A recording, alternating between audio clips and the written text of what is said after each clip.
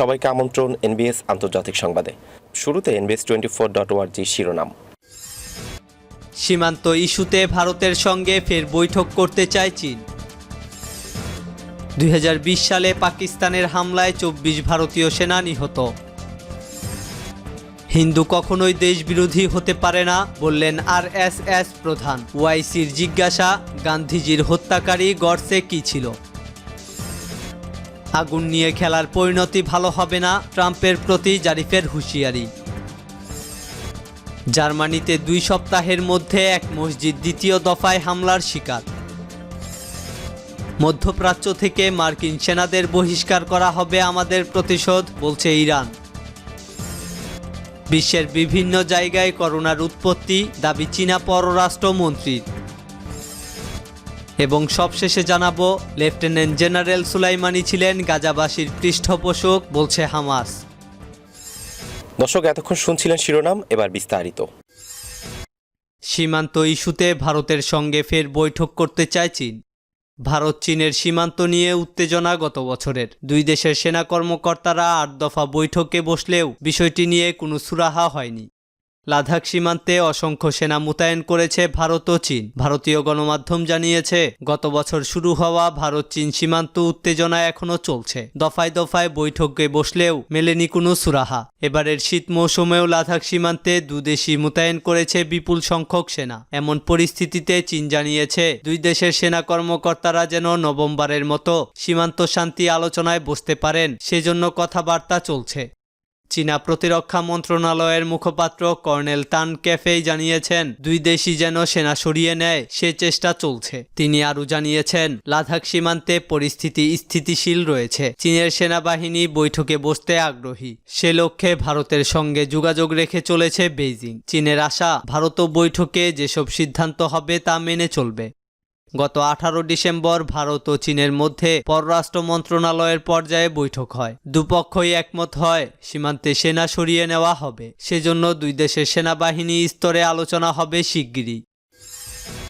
2020 সালে পাকিস্তানের হামলায় 24 ভারতীয় সেনা নিহত। 2020 সালে সীমান্তে পাকিস্তানি নিরাপত্তা বাহিনীর হামলায় ভারতীয় নিরাপত্তা বাহিনীর 24 জন সেনা নিহত হয়েছেন। এই হিসাবে পাক হামলায় প্রতি মাসে গড়ে 2 জন করে ভারতীয় জওয়ান নিহত হয়েছেন।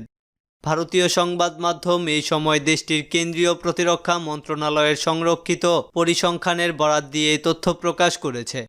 পরিসংখ্যান অনুযায়ী 2020 সালে জম্মু কাশ্মীরে 5100 বার সংঘর্ষ বিরতি লঙ্ঘন করেছে পাকিস্তান। গড়ে প্রতিদিন 14 বার করে সংঘর্ষ বিরতি লঙ্ঘন করেছে পাকিস্তানি সেনারা, যা গত 18 বছরে হয়নি।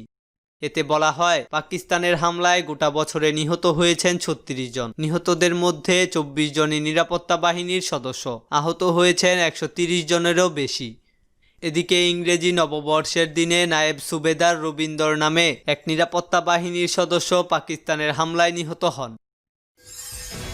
হিন্দু কখনোই দেশবিরোধী হতে পারে না। ভারতের উগ্র হিন্দুত্ববাদী RSS প্রধান মোহন ভাগবত বলেছেন, হিন্দু কখনোই ভারত বিরোধী হতে পারে না। তার ওই মন্তব্যের পরিপ্রেক্ষিতে মজলিস-ই-ইত্তেহাদুল মুসলিমিন মিম প্রধান ব্যারিস্টার আসাদুদ্দিন ওয়াইসি MP ভাগবতের উদ্দেশ্যে পাল্টা মন্তব্যে জিজ্ঞেস করেছেন, গান্ধীজির হত্যাকারী গডসের সম্পর্কে কি বলবেন? শুক্রবার দিল্লিতে একটি বই প্রকাশের অনুষ্ঠানে RSS প্রধান মোহন ভাগবত বলেন, যদি কেউ হিন্দু হন তবে তিনি দেশপ্রেমিক হবেন, কারণ এটাই আমাদের ধর্মের মূল এবং হিন্দুদের প্রকৃতি। পরিস্থিতি যেমনই থাকুক, কোনো হিন্দু কখনো দেশদ্রোহী হতে পারে না।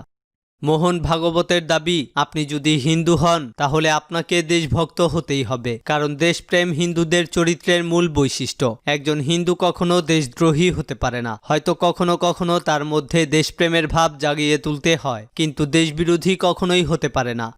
এরপরেই শুক্রবার মিম প্রধান ব্যারিস্টার আসাদুদ্দিন ওয়াইসি MP সামাজিক যোগাযোগ মাধ্যমে RSS প্রধান মোহন ভাগবতের উদ্দেশ্যে প্রশ্ন ছুড়ে দিয়ে বলেন, গান্ধীজির হত্যাকারী গডসের সম্পর্কে কি বলবেন? অসমের নেলির গণহত্যার জন্য যারা দায়ী তাদের সম্পর্কে কি বলবেন? 1984 সালে শিখ বিরোধী দাঙ্গা এবং 2002 সালের গুজরাট দাঙ্গা সম্পর্কে কি বলবেন? আসাদুদ্দিন ওয়াইসি আরও বলেন, বেশিরভাগ ভারতীয়কেই দেশপ্রেমিক হিসেবে মনে করা হয়, কিন্তু এটা শুধুমাত্র আরএসএস এর মতাদর্শ যে একটিমাত্র ধর্মের মানুষের ক্ষেত্রেই দেশপ্রেমের প্রমাণপত্র দেওয়া হয় এবং অন্যদের সারা জীবন এটা প্রমাণ করতেই কেটে যায় যে তাদেরও এখানে বেঁচে থাকার এবং নিজেদের ভারতীয় বলার অধিকার আছে। আগুন নিয়ে খেলার পরিণতি ভালো হবে না। ইরানের পররাষ্ট্রমন্ত্রী মোহাম্মদ জাভেদ জারিফ মার্কিন প্রেসিডেন্ট ডোনাল্ড ট্রাম্পকে আগুন নিয়ে খেলার ব্যাপারে কঠোর হুঁশিয়ারি উচ্চারণ করে বলেছেন, আগুন নিয়ে খেললে আমাদের প্রত্যুত্তর হবে অতি কঠোর। তিনি নিজের অফিসিয়াল টুইটার পেজে প্রকাশিত এক পোস্টে এই হুঁশিয়ারি উচ্চারণ করে লিখেছেন, ইরাক থেকে পাওয়া গোয়েন্দা তথ্যে জানা গেছে ইহুদিবাদী ইসরায়েল ইরাকে মার্কিন অবস্থানে এমনভাবে হামলা চালানোর ষড়যন্ত্র করছে যাতে তার দোষ ইরানের ঘাড়ে চাপিয়ে দিয়ে বিদায়ের ক্ষণে ট্রাম্পকে একটি বানোয়াট যুদ্ধে জড়ানো যায়। ইরানের পররাষ্ট্রমন্ত্রী মার্কিন প্রেসিডেন্ট ডোনাল্ড ট্রাম্পের উদ্দেশ্যে লিখেছেন, ট্রাম্প আপনাকে পাতানো ফাঁদের ব্যাপারে সাবধান থাকতে হবে। আগুন নিয়ে যে কোনো খেলার কঠোর জবাব দেওয়া হবে, বিশেষ করে আপনার ঘনিষ্ঠ বন্ধুদের বিরুদ্ধে জবাব হবে ভয়ঙ্কর। জারিফ গত বৃহস্পতিবার মধ্যপ্রাচ্যে সন্ত্রাসী মার্কিন সেনাদের উস্কানিমূলক তৎপরতার ব্যাপারে সতর্ক করে দিয়ে এক টুইটার বার্তায় লিখেছিলেন, ইরান যুদ্ধ না চাইলেও নিজের জনগণ নিরাপত্তা জাতীয় স্বার্থ রক্ষা করতে এক মুহূর্তেও দেরি করবে না। জারিফ বলেন, আমেরিকায় ব্যাপকভাবে ছড়িয়ে পড়া করোনা ভাইরাস মোকাবেলা করার পরিবর্তে ডোনাল্ড ট্রাম্প ও সাঙ্গপাঙ্গরা শত শত কোটি ডলার খরচ করে মধ্যপ্রাচ্যে B-52 বোমারু বিমান ও সাবমেরিন পাঠিয়েছে।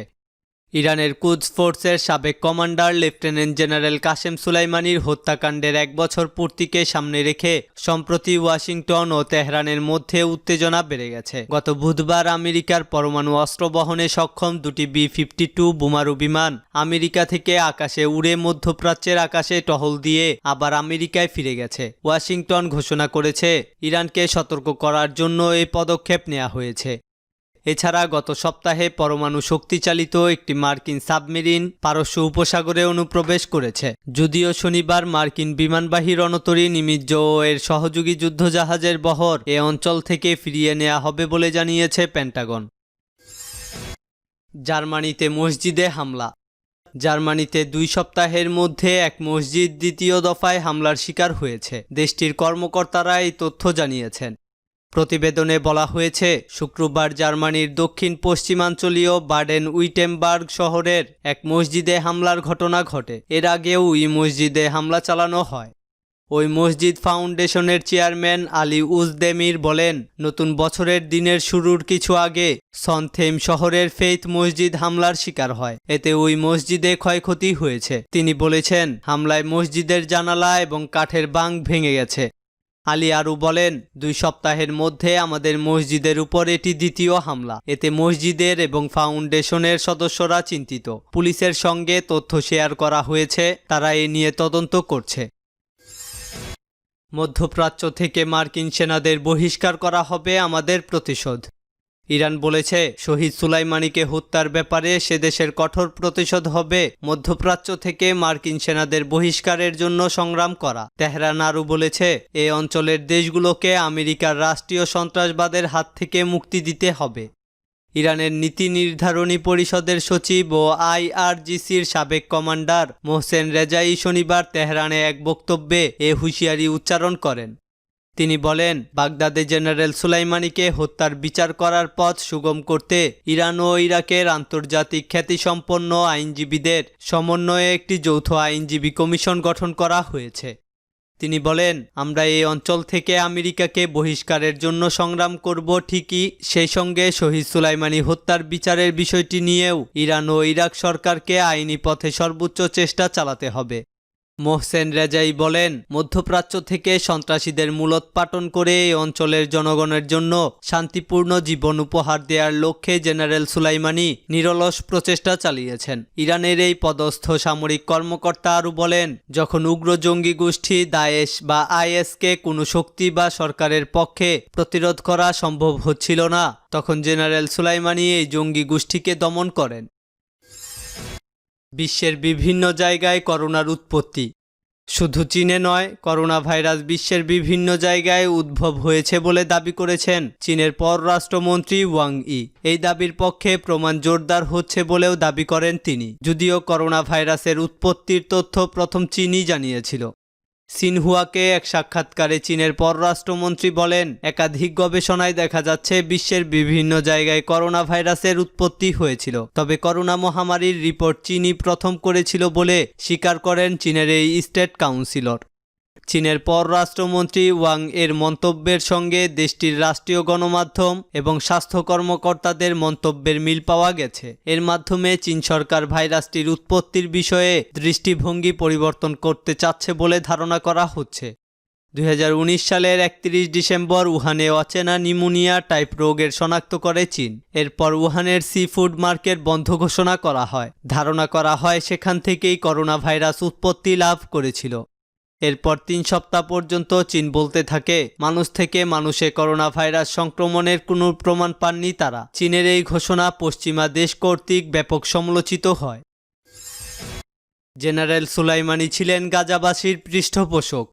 ফিলিস্তিনের ইসলামী প্রতিরোধ আন্দোলন হামাস বলেছে, ইরানের কুদস ফোর্সের সাবেক commander lieutenant general Qasem Soleimani ছিলেন গাজাবাসী ও প্রতিরোধ আন্দোলনের অন্যতম প্রধান পৃষ্ঠপোষক। সন্ত্রাসী মার্কিন বাহিনীর ড্রোন হামলায় জেনারেল সুলাইমানির শহীদ হওয়ার প্রথম বার্ষিকী উপলক্ষে হামাসের শীর্ষস্থানীয় নেতা উসামা হামদানি মন্তব্য করেছেন।